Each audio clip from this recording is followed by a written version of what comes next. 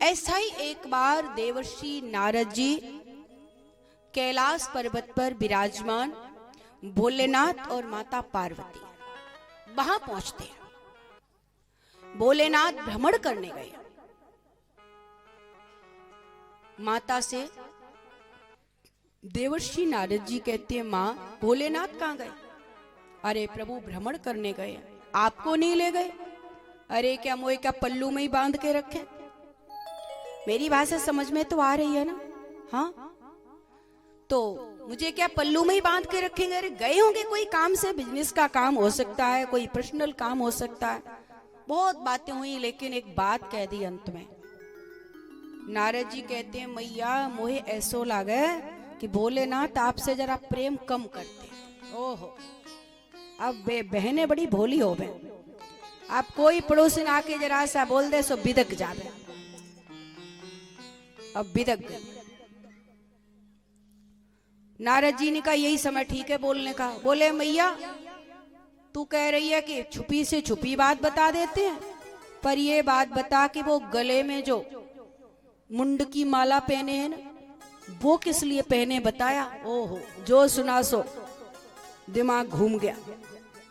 बोले, हाँ जब भी मैं पूछूं तो चुप हो जाए। नारद जी ने कहा मेरा काम हुआ और मैं चला। अब रास्ते में भोलेनाथ मिले। अरे जाओ प्रभु, मैया ने याद किया, जल्दी जाओ जल्दी। हाँ नारद जी, जहां तुम पहुंचो और मैया याद न करें, कुछ तो दाल में काला करके ही आए। अब गए तो मैया बात नहीं कर रही। क्यों बहनों, जब ज्यादा गुस्सा आ जाती है तो क्या करती हो? हाँ जी, जरा याद करो अपने समय को। क्या कहती हैं भैया? ये हटो, हम बात नहीं करना चाहते, हटो हटो। और अंदर से क्या चाहती है? खूब बात करो, खूब उल्टी सीधी सुना लो। और ऊपर से क्या कहेंगी? हटो हटो, मैं बात नहीं करना चाहती आपसे।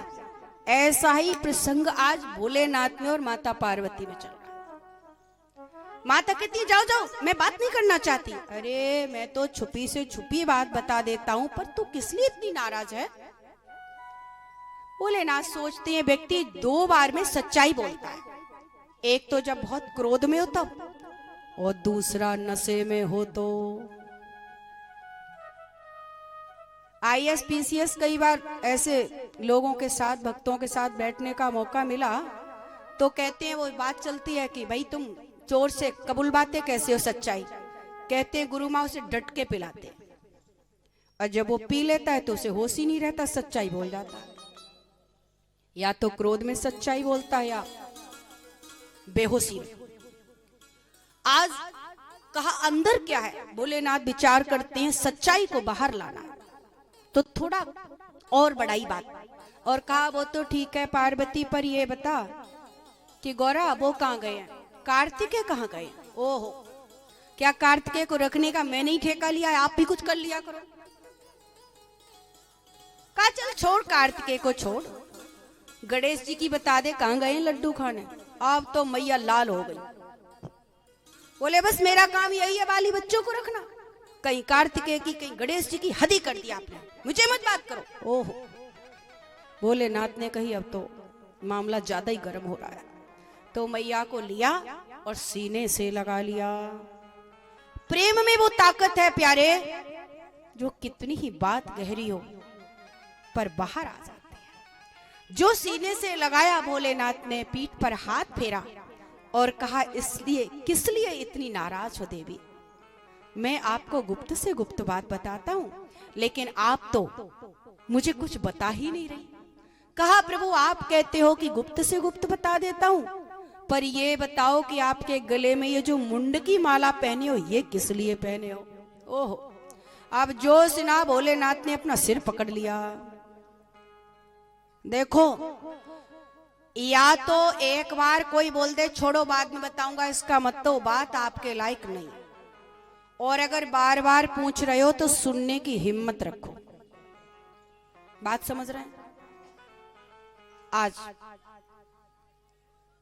भोलेनाथ कहते हैं बार बार पूछ रही हो देवी, जब जब आपने जिस जिस रूप में शरीर धारण किया और शरीर की जब जब मृत्यु हो गई, मैं कहीं उस मुखौटे को, मुख को कहीं भूल न जाऊं, इसलिए उस मुख को मैंने माला में पिरो लिया है।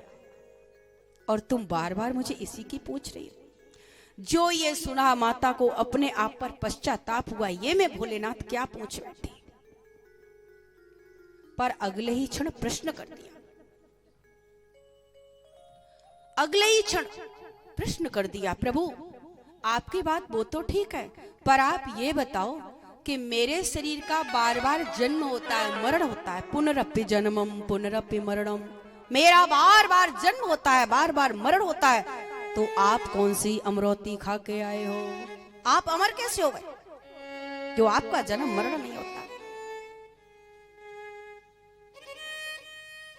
भोलेनाथ ने कहा, मैंने एक रस को पिया है, मैंने एक रसामृत लिया है, मैं भी नाथ उस अमृत को पीना चाहती हूं। क्या नाम उस अमृत का? उसी अमृत का नाम है भागवत अमृत।